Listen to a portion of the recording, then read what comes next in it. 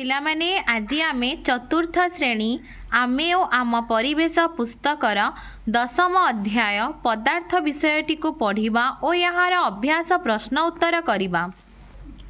କ ଯେଉଁ ସବୁ ଘରୁ ସିଡ଼ି ଦ୍ୱାରା ଉପରକୁ ଉଠିଲ ସେଥିରେ କ'ଣ ସବୁ ଜିନିଷ ଅଛି? ସେଥିରେ ଗାଡ଼ି, ଧୂଆଁ, ବାଷ୍ପ ଆଉ ଧୂପ ଅଛି। ଖ ଯେଉଁ ସବୁ ଘରୁ ସାପ ଦ୍ୱାରା ତଳକୁ ଆସିଲ ସେଥିରେ କ'ଣ ସବୁ ଜିନିଷ ଅଛି? ଜଳ, କ୍ଷୀର, ତେଲ, ଅଳତା, କାଳି। ଗ ଯେଉଁ ସବୁ ଘରେ ଦାନା ସାଧାରଣ ଭାବେ ଚଲାଇଲ ସେଥିରେ କ'ଣ ସବୁ ଜିନିଷ ଅଛି? କଲମ, ଚାମଚ, କୋଇଲା, ଆଇସ୍କ୍ରିମ୍, ରୁଲ୍ ବାଡ଼ି, ଲୁହା, ମାଟି, ବହି, ଦାଆ, ପଥର, ଗଦି, ନଟୁ, କାଠ, ପେନସିଲ୍, ସ୍କେଲ୍, ଚୁଡ଼ି। କ ଘରେ ଥିବା ଜିନିଷଗୁଡ଼ିକ ବାମ୍ଫ ବା ଧୂଆଁ। ଖ ଘରେ ଥିବା ଜିନିଷଗୁଡ଼ିକ ଜଳ, କ୍ଷୀର, ତେଲ, ଅଳତା, କାଳି ଇତ୍ୟାଦି ତରଳ ପଦାର୍ଥ। ଗ ଘରେ ଥିବା ଜିନିଷଗୁଡ଼ିକ କଲମ, ଚାମଚ, କୋଇଲା, ଆଇସ୍କ୍ରିମ୍ ଇତ୍ୟାଦି କଠିନ ପଦାର୍ଥ। ଏହି ଜିନିଷଗୁଡ଼ିକ ଗୋଟିଏ ଗୋଟିଏ ପଦାର୍ଥରେ ତିଆରି, କିନ୍ତୁ ସମସ୍ତେ ସମାନ ଅବସ୍ଥାରେ ନାହାନ୍ତି। କେତେକ ବାଷ୍ପ ବା ଗ୍ୟାସ୍ ଅବସ୍ଥାରେ ଅଛନ୍ତି, କେତେକ ତରଳ ଅବସ୍ଥାରେ ଅଛନ୍ତି ଓ କେତେକ ପଦାର୍ଥ କଠିନ ଅବସ୍ଥାରେ ରହିପାରେ। ସାରଣୀରେ ତୁମେ ଆଉ କେତୋଟି କଠିନ, ତରଳ ଓ ଗ୍ୟାସୀୟ ପଦାର୍ଥର ନାମ ଲେଖ। କଠିନ ପଦାର୍ଥ ସୁନା, ରୂପା, ଲୁହା, ତମ୍ବା, ଖଟ, ଟେବୁଲ, ଆଲମାରୀ, ଚେୟାର, କଳାପଟା, ବାସନ। ତରଳ ପଦାର୍ଥ କିରୋସିନି, ପେଟ୍ରୋଲ, ଘିଅ, ବସା ଦହି, କ୍ଷୀର, ଜଳ। ଗ୍ୟାସୀୟ ପଦାର୍ଥ ରନ୍ଧନ ଗ୍ୟାସ୍, ଧୂଆଁ, ଜଳୀୟ ବାଷ୍ପ, ମଶାବତୀର ନିର୍ଗତ ଧୂଆଁ ଇତ୍ୟାଦି। ପିଲାମାନେ ତୁମେ ଗୋଟିଏ ଚକ୍ ଖଣ୍ଡଟିଏ ନିଅ, ତାକୁ ବିଭିନ୍ନ ପାତ୍ରରେ ରଖ। ଦେଖ ଏହାର ଆକୃତିରେ କିଛି ପରିବର୍ତ୍ତନ ହେଉଛି କି ନାହିଁ। ଚକ୍ ଖଣ୍ଡଟିକୁ ବିଭିନ୍ନ ପାତ୍ରରେ ରଖିଲେ ମଧ୍ୟ ଏହାର ଆକୃତିରେ ପରିବର୍ତ୍ତନ ହେବ ନାହିଁ, କାରଣ କଠିନ ପଦାର୍ଥର ନିର୍ଦ୍ଦିଷ୍ଟ ଆକୃତି ଥାଏ। ଏଗୁଡ଼ିକ ଯେକୌଣସି ପାତ୍ରରେ ରଖିଲେ ମଧ୍ୟ ଆକୃତିରେ ପରିବର୍ତ୍ତନ ହୁଏ ନାହିଁ। ପିଲାମାନେ ତୁମେ ଜଳକୁ ମଧ୍ୟ ବିଭିନ୍ନ ପାତ୍ରରେ ରଖିଲେ ଏହାର ଆକୃତିରେ କିଛି ପରିବର୍ତ୍ତନ ହେଲା କି ନାହିଁ ଦେଖ। ଜଳକୁ ଯେଉଁ ପାତ୍ରରେ ରଖାଗଲା ତାହା ସେହି ପାତ୍ରର ଆକୃତି ଧାରଣ କଲା, କାରଣ ତରଳ ପଦାର୍ଥର ନିର୍ଦ୍ଦିଷ୍ଟ ଆକୃତି ନାହିଁ। ତାହା ଯେଉଁ ପାତ୍ରରେ ରହେ ସେହି ପାତ୍ରର ଆକୃତି ଧାରଣ କରେ। ଧୂପକାଠିର ଧୂଆଁକୁ ବିଭିନ୍ନ ପାତ୍ରରେ ରଖିପାରିଲ କି? ଧୂପକାଠିର ଧୂଆଁ କୌଣସି ପାତ୍ର ମଧ୍ୟରେ ରହିପାରିଲା ନାହିଁ, କାରଣ ଗ୍ୟାସୀୟ ପଦାର୍ଥର ନିର୍ଦ୍ଦିଷ୍ଟ ଆକୃତି ନାହିଁ ଏବଂ ଏହାକୁ କୌଣସି ଖୋଲା ପାତ୍ରରେ ରଖାଯାଇପାରିବ ନାହିଁ। ପିଲାମାନେ ଆମେ ଏଥିରୁ ଜାଣିଲେ ଯେ କଠିନ ପଦାର୍ଥଗୁଡ଼ିକର ନିର୍ଦ୍ଦିଷ୍ଟ ଆକୃତି ଥାଏ। ତରଳ ପଦାର୍ଥମାନଙ୍କର ଆକୃତି ନାହିଁ, କିନ୍ତୁ ସେମାନେ ଯେଉଁ ପାତ୍ରରେ ରହିଲେ ସେହି ପାତ୍ରର ଆକୃତି ଧାରଣ କରନ୍ତି। ଧୂପକାଠି ବା ଗ୍ୟାସୀୟ ପଦାର୍ଥଗୁଡ଼ିକର ନିର୍ଦ୍ଦିଷ୍ଟ ଆକୃତି ନାହିଁ।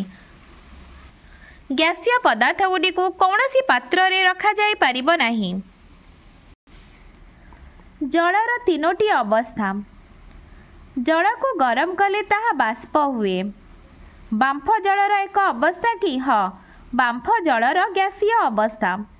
ତୁମେ ବରଫକୁ ହାତରେ ଅଧିକ ସମୟ ଧରି ରଖିପାରିବ କି? ନା, ଆମେ ବରଫକୁ ହାତରେ ଅଧିକ ସମୟ ଧରି ରଖିପାରିବା ନାହିଁ, କାରଣ ବରଫ ହେଉଛି ଜଳର କଠିନ ଅବସ୍ଥା ଆଉ ଏହା ଅତ୍ୟଧିକ ଥଣ୍ଡା ମଧ୍ୟ। ନିଜେ କରି ଦେଖ। ଖଣ୍ଡିଏ ବରଫ ନିଅ, ବରଫ ଖଣ୍ଡଟିକୁ ଏକ ପାତ୍ରରେ ରଖ। କିଛି ସମୟ ପରେ ବରଫ ଖଣ୍ଡଟିକୁ ଲକ୍ଷ୍ୟ କର। କ'ଣ ଦେଖୁଛ ଲେଖ। ଏପରି କାହିଁକି ହେଲା? ବରଫ ଖଣ୍ଡଟି ଖୋଲା ଥିବାରୁ ବାୟୁମଣ୍ଡଳରୁ ତାପ ପାଇ ତରଳି ଜଳରେ ପରିଣତ ହେଲା। ବର୍ତ୍ତମାନ କୁହ ଓ ଲେଖ ଜଳ କେଉଁ କେଉଁ ଅବସ୍ଥାରେ ରହିପାରେ? ଜଳ କଠିନ, ତରଳ ଓ ଗ୍ୟାସୀୟ ଅବସ୍ଥାରେ ରହିପାରେ। ପଦାର୍ଥର ବିଭିନ୍ନ ଅବସ୍ଥା ମଧ୍ୟରେ ପରିବର୍ତ୍ତନଶୀଳତା। ପିଲାମାନେ ତୁମେ ବାମ୍ଫ ଦେଖିଥିବ। ମା ରୋଷେଇ କଲାବେଳେ ଭାତ ହାଣ୍ଡିରୁ ବାମ୍ଫ ବାହାରେ। ଏବେ କୁହ ଜଳକୁ ଗରମ କଲେ କ'ଣ ହୁଏ? ଜଳ ଗରମ କଲେ ବାଷ୍ପ ହୁଏ। ବେଳେବେଳେ ବର୍ଷା ସହ କୁଆପଥର ପଡ଼ୁଥିବାର ଦେଖିଥିବ। तो जल को ठंडा कले कौन हुए? जल ठंडा हेले जल को ठंडा कले बरफ हुए। कुआ पथर जलर कठिन अवस्था। बरफ को गरम कले ताहा जल हुए। जल को गरम कले ताहा बाष्प रे परिणत हुए। बरफ बाहरे साधारण तापमात्रा रे रहिले जल। जल गरम कले बाष्प। बरफ ठंडा हेले जल। गरम हेले बाष्प। भात रंधा समय रे हांडी उपरु घोडाणीटीए बाहर करी आनिले घोडाणी रे कौन देखिबो? ना बिंदु बिंदु जल लागिथिबार देखिबा। एही घोडाणी रे बिंदु बिंदु जल लागिबार कारण कौन? ना भात हांडी उपरे थिबा घोडाणी वायु संस्पर्श रे आसी ठंडा हुए। भात रांधिबा बेले हांडी रु बाहर थिबा बांफ बा बाष्प घोडाणी रे लागी ठंडा होई जल रे परिणत हुए। एथिरु तुमे कौन जानिल? एथिरु आमे जानिले जे बाष्प ठंडा हेले जल हुए। शीत दिन नडिया तेल को लक्ष्य करिछ। यह केउं अवस्था रे थाए? यह कठिन अवस्था रे थाए। एपरि काहीकि हुए लेख? शीत दिने वायुमंडल अत्यधिक ठंडा होई जिबारु नडिया तेल बसी जाए। यह को गरम कले बा खरारे रखिले तरल होई जाए। खाली घर पूरण कर। कठिन पदार्थ को गरम कले तरल हुए। बाष्प ठंडा हेले जल हुए। सुना बा रूपा कारीगर अलंकार तैयारी करथांती।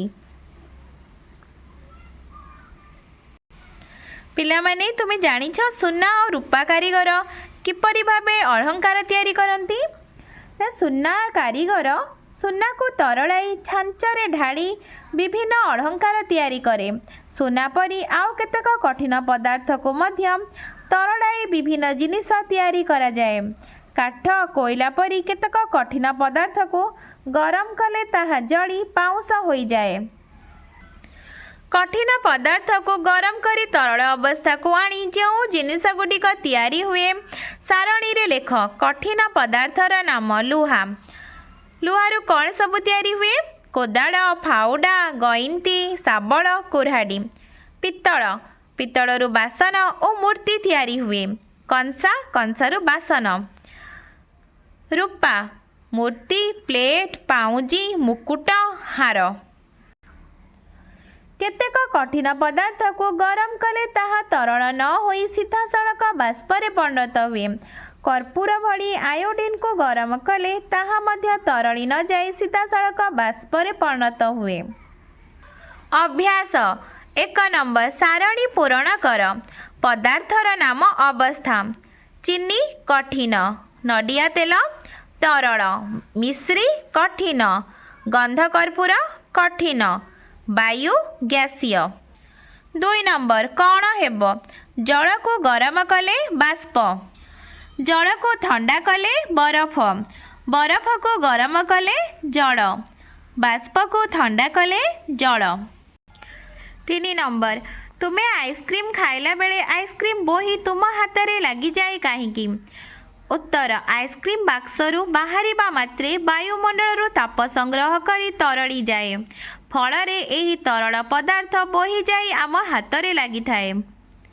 4 नंबर बरफ को हाथ रे चिपिले कहीं टाण लगे? उत्तर बरफ जलर कठिन अवस्था होइथिबारु एहार अणुगुडिक हाथ रे चिपिले टाण लगे। पिला माने तुमको वीडियोटी भल लगिले लाइक एंड सब्सक्राइब करिबो।